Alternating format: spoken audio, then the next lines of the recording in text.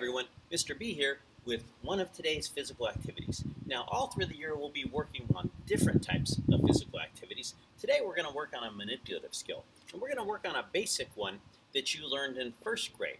Okay? But just because you learned it in first grade doesn't mean we forget it. Those are the building blocks so we can build other skills down the road. So we're going to review that today, and I'm going to teach you something important we're going to need to know for later on. Now, in many of these physical activities, we're going to need a ball. And since we're playing at home, you may not have every kind of ball we need. So at times, I'm going to ask you to get a ball, and if you don't have one, you can just make a sock ball. So real quick right now, I'm going to show you how to take a pair of socks and turn it into one of these so you can use it as a manipulative when we need it. All right, so I have two different pairs here. So you're going to want to grab two pairs of socks. You can pause me and go run and grab them right now, or you can wait till I'm done and then do it at the end. All right, so get one pair of socks, and all we're going to do is roll it up from the closed portion.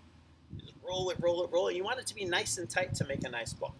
Once you get it down to this part, you're going to get a little closer here. You're going to open this part up, and then push it through and manipulate it. There's that word again, manipulate, manipulative.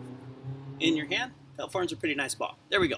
So I said we might want two today. You don't have to have two. You're going to need one. Okay, but if you want two, at the end I'm going to give you some challenges. Let's make a second one. Now, what the skill we're working on today is catching a self-tossed ball. This is a real important one. We use this skill many times in many different sports. Okay, tennis would be an excellent illustration of when you might use this skill. You might toss a ball up so you could hit it. But today we're working on what I just did there, catching the self-tossed ball.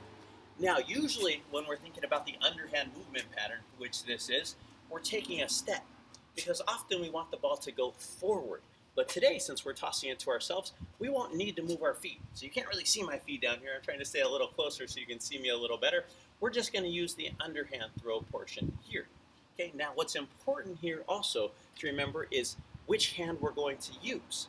Now, we're actually going to try and use both today, but if we were at a carnival or a fair and you had a chance to win a prize by tossing a ball into a bucket or a trash can or at something, okay, then you would use your feet. Or, I'm sorry, you would use your dominant hand. I forgot what I was talking about there. Okay, now the dominant hand is the one that you're better with. And we'll use this term a lot, so it's an important term to understand if you haven't heard it before.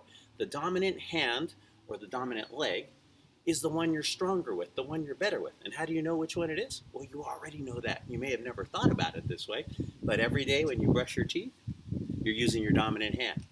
If you were eating a bowl of soup, you would use your dominant hand. If not, try and use your non-dominant hand sometime you need a bowl of soup. I challenge my students to do this all the time. Where's the soup going to go? All over your shirt, all over the table. Mom's going to get upset.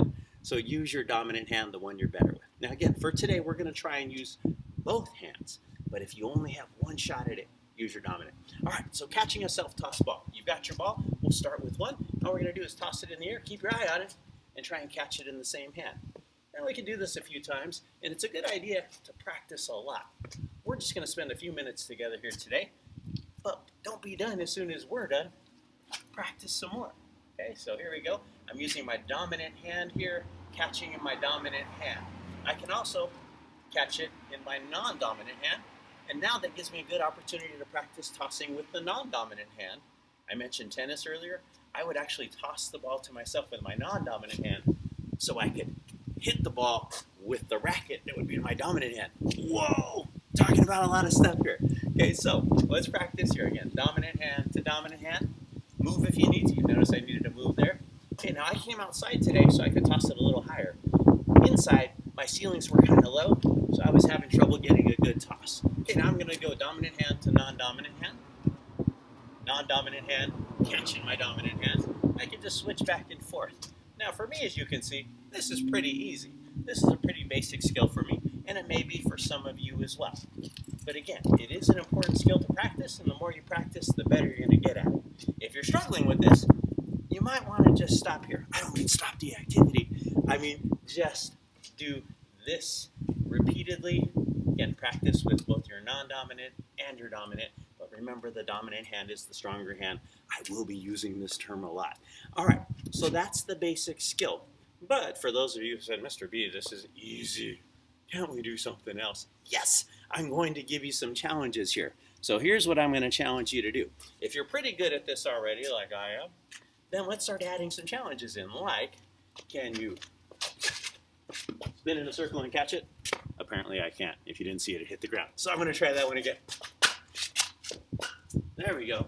Got it that time. Got it that time. All right, let's try one more. See if I can get it. 2 in a row.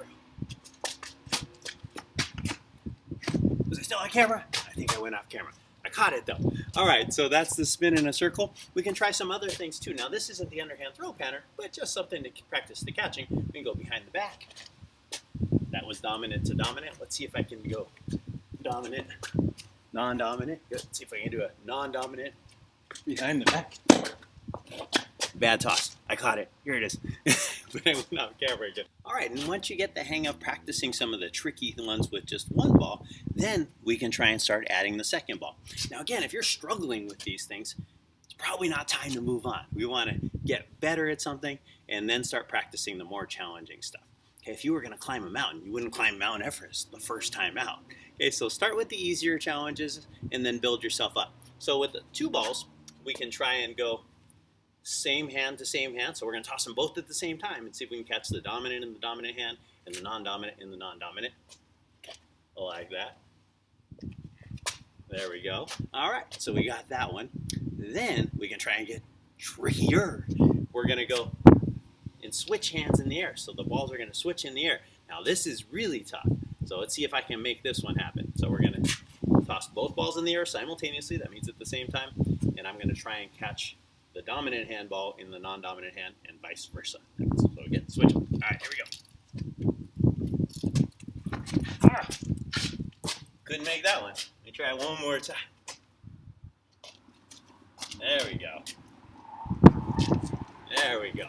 All right, so there you go. There are some different tricks that you can do with 1 ball or 2. Challenge yourself in catching a self-tossed ball. Really important. And again, the most important one is make sure you can do this. Okay, we need to be able to do that. The tricky ones are just to challenge yourself, challenge your brother or sister, challenge mom or dad, and see how good you can be. You'll hear me say this a lot. Be great. Okay? All right, boys and girls. I'll see you in the next video. I hope you have fun. Practice, practice, and we're going to have some more fun games coming up.